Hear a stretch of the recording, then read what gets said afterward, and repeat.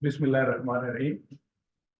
I'm grateful to Dr. Irfan and Shalimar Hospital for inviting me on this topic. And this is probably their annual seminar. It was conducted last year also, if I remember. So, with the passage of time, the things are changing.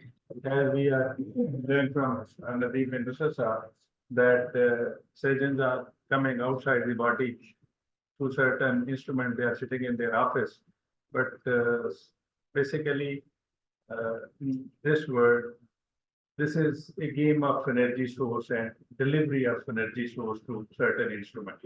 If you are able to deliver something with fine instruments at certain place, that is your target. So energy and its delivery device, basically this is the game which is running all over the world.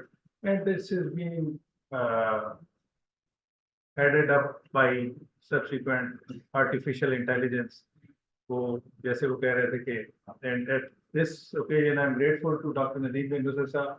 We requested him that we want to see robot and they say no robot, and we have been there and he has entertained us very nicely. Basically, we are doing this laparoscopic surgery at our hospital.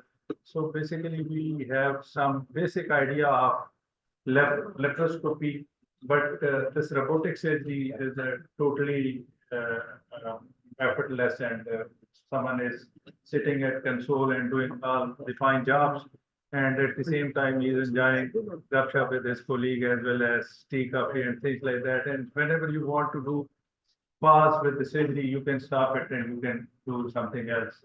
So this as traditionally prostate surgery was being carried out by open surgeries are teachers as well as mentor, Professor Riyaz Tasneem Saab, Professor Bajwa Saab, and Professor Manan and other Dr. Nazeer Saab, Professor Saab. In the 70s, this surgical procedure was carried out by open technique. Basically, this was also energy in which we use mechanical energy to enucleate the prostate.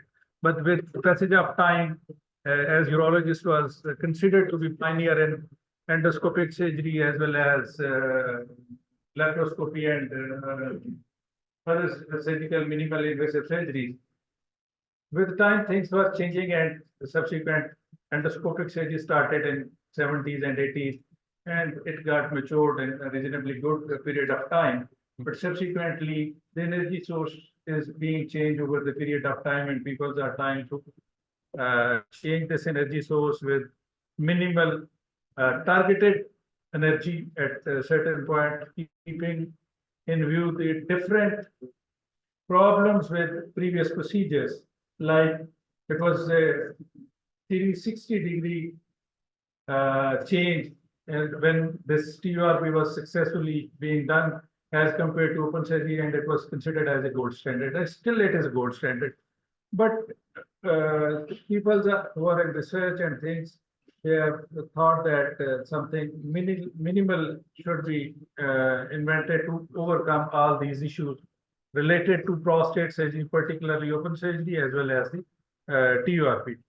So,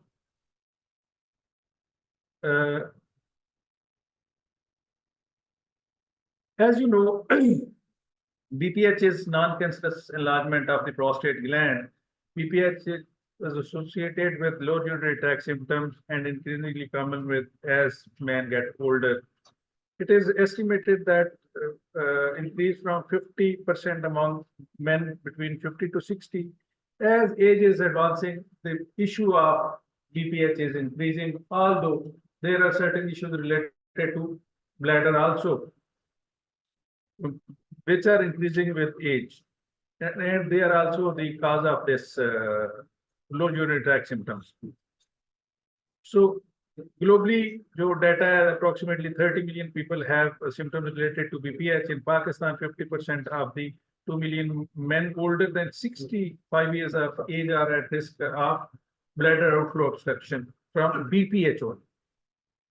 These are the slides which we are seeing on screen, that this is, first one is normal prostate, second one is inflamed and obstructing pressure on urethra, and third one is benign enlargement of the prostate. What are the symptoms of BPH? Low urinary tract symptom are the main focus of the symptoms, and these are the symptoms which we frequently see the patient in ROPDs and routinely in ward. And these are the symptoms that frequent urination day and night, urgency, painful micturition, weak steam, sensation of incomplete emptying, inability to urinate, retention, and sometimes difficulty in starting the urination. Many men who suffer from BPH have experience of reduction in quality of life. So up to 95% men with moderate symptoms are unhappy and do not want to spend the rest of life like this. And 51% of men says BPH interferes with one of aspect of their normal life. So all these data has similar issues and problems when someone is suffering from this bladder flow obstruction. ये है impact of जो है BPH and quality of life. ये बहुत सारे parameters हैं. Limit their fluid intake before bedtimes, avoid places without toilet. Fluid, limit their fluid before traveling and not getting enough sleep. If someone has to wake up at night and sleep is disturbed, cannot drive, and many other things. Treatment options. Treatment options for BPH is categorized basically into three groups. One is the watchful waiting and medical therapy. Second group falls into minimal invasive surgery, in which previously TUMT, laser, TURP, and currently the resume, and one thing more is UroLift. And invasive is, as I discussed earlier, the open prostatectomies. Still, there is probably space in current era if prostate is too high, and if we don't have surgical equipment like laser and things like that, we need to, in this area, we need to know the this open prostatectomy also.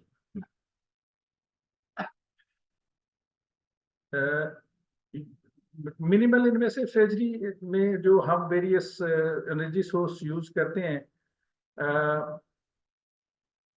वो जो है ना intent for men with moderate to severe symptom scores, जब उनका criteria for selection है, we need to put under anesthesia, typically require post-operative hospitalization for more than 1 to 2 days, avoid residual urine, improve quality of life score, and provide symptom relief, and demonstrated improve Comax of volume of the urine, demonstrate improve in the prostate volume.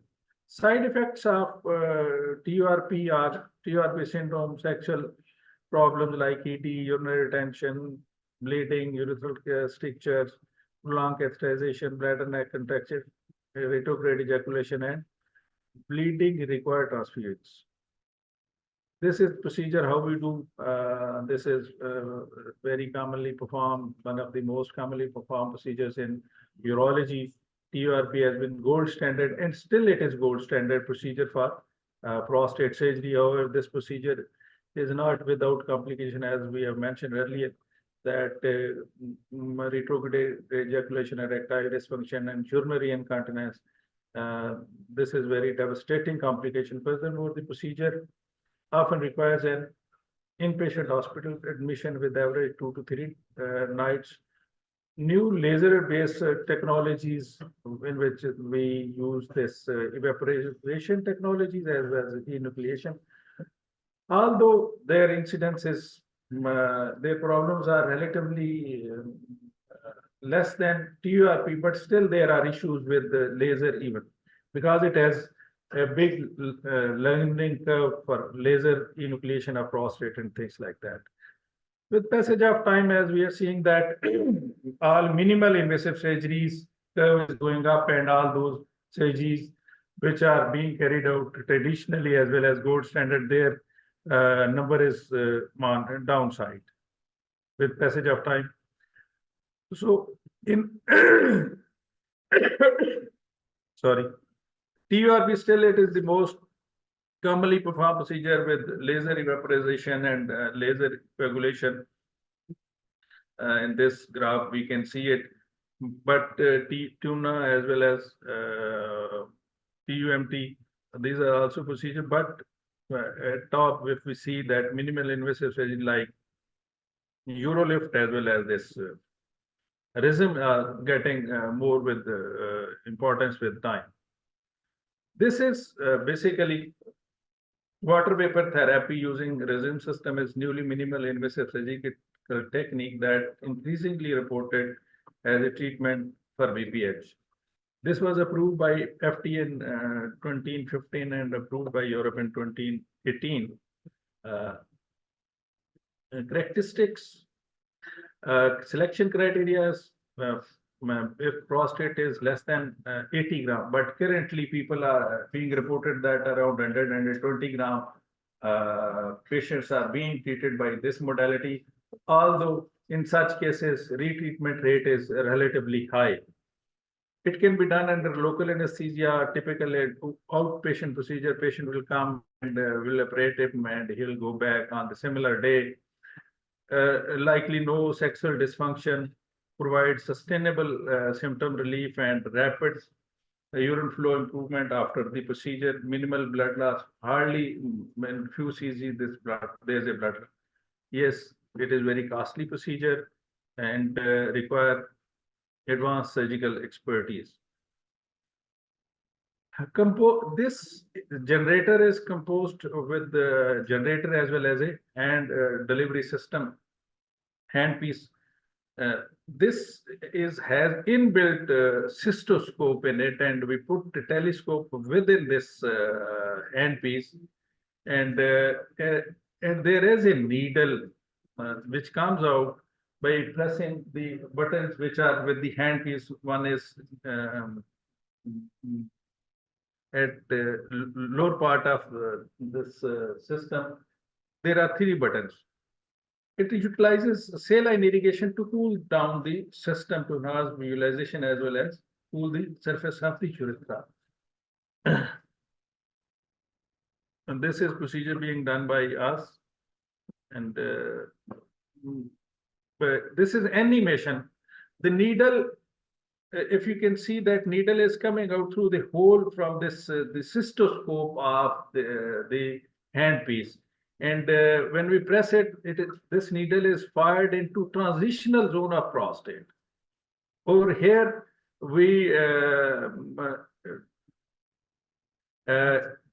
start it from the bladder neck, and it comes outwards. It is around 1 centimeter from the bladder neck, and the distance is measured because the instrument field of vision is ½ centimeter.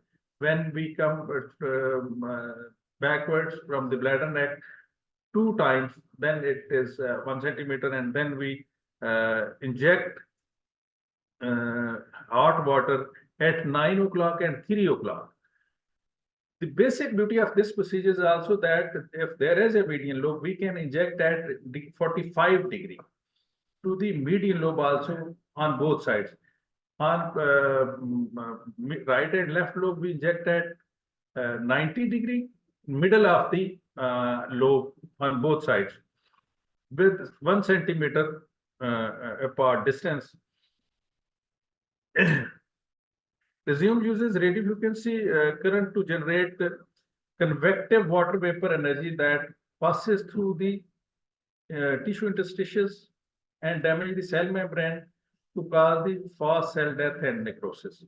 The radio frequency power is utilized to generate thermal energy in the form of water vapor, which is injected transurethral into the transitional zone of the prostate. The water vapor is injected at 103 degree for 9 seconds and at a pressure slightly above the interstitial pressure, facilitate the dispersion of the water vapor through the cellular interstitium via the convective heat. Upon contact with the prostatic tissue, the condensation releases 540 calories of energy per gram onto the exterior cell membrane of the tissue, which causes cell death and tissue necrosis in a spherical ablative region of 2 centimeter. It uses lower energy as compared to other ablative procedures. This is picture is showing the before the prostate surgery by RISM and after the when the procedure is completed and patient is started voiding. This is clearly visible that needle is being injected into the prostate tissue.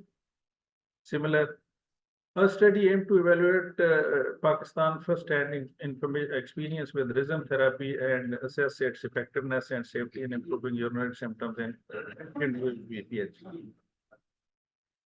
After approval from ethical committee, patient treated with the RISM system therapy for BPH between December 22 to January 24 were included in this study. We assessed patient preoperatively and 3 months after the surgery. These following parameters were used to assess the efficacy of this procedure.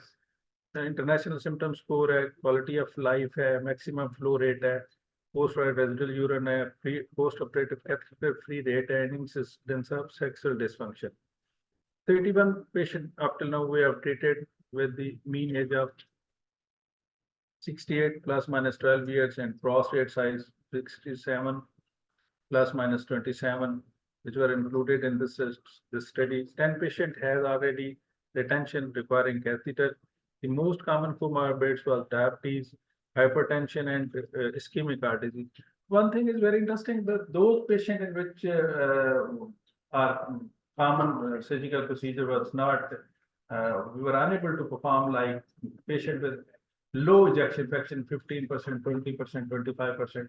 They can be dealt easily with this procedure without any problem, because this is a very short procedure. Only few minutes are required to eject. At one place, you need 9 seconds for one injection. And if the things are smooth and you need 2-3 minutes on one side and 2-3 minutes on other side. These are the number of injections which we have used for these patients, 7 plus minus 2.2. There was significant difference between the mean preoperative, postoperative at 3 months levels of international symptom score, quality of life, post-operative residual urine, and QMAX. There is significant improvement on all the parameters. Our result indicate that significant improvement of 62% in international symptom score for prostate, 59% quality of life, 69% post-operative residual urine, or QMAX is 8.9 ml, around 9 ml. The catheter-free at 3 months was 90.3. Most adverse effect was minor transient UTI and hematuria. Only 2 patients had post-operative, but it is mistaken. Only 1 patient had this post-operative sexual dysfunction. I know it very well that this patient was having a Foley's catheter for reasonably long period of time, and he was waiting for different options because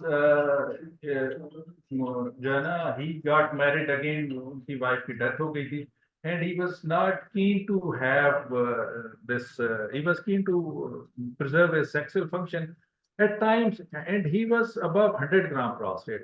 We discussed with him all options available, and he opted this. He said, "Okay, Doctor, I will try that. I might be able to have a child." So in this patient, at times he might has to use this alpha blocker. For that reason, he was having retrograde ejaculation. ये पहली सारी चीजें हम graphic form में. Resume water vapor therapy has shown promising result in improving low urinary tract symptom while maintaining ejaculative function and high safety profile in Pakistan with patient of BPH. Resume can be performed as an alternative minimal invasive procedure for BPH patient. It is equivalent effective to the other traditional TURP. It can be performed as daycare surgery under local anesthesia. हमने local में अभी तक कोई नहीं किया. Reason उसकी ये है कि we just give them lethal anesthesia and we do it comfortably. Initially we were not interested कि जी कोई भी पेशेंट जो है ना वो प्रॉब्लम में चला गया और उसको संभालना ही थोड़ा सा मुश्किल हो जाए. तो अप टिल नाउ हमने कोई नहीं अभी तक ट्राई किया, लोकल में हमने नहीं किया. वो पेशेंट जो particularly they want to preserve their sexual function, that is rarely we come across young patients who have BPH and they want to preserve their sexual function. This is very good for them. These are the two extreme. One is those who want to preserve their sexual function, and the other extreme is those people in which some other procedure cannot be performed because of comorbidities, ischemic heart disease और सारी बातें. उनके लिए ये जो है ना बहुत ही ये सारे references. Thank you very much.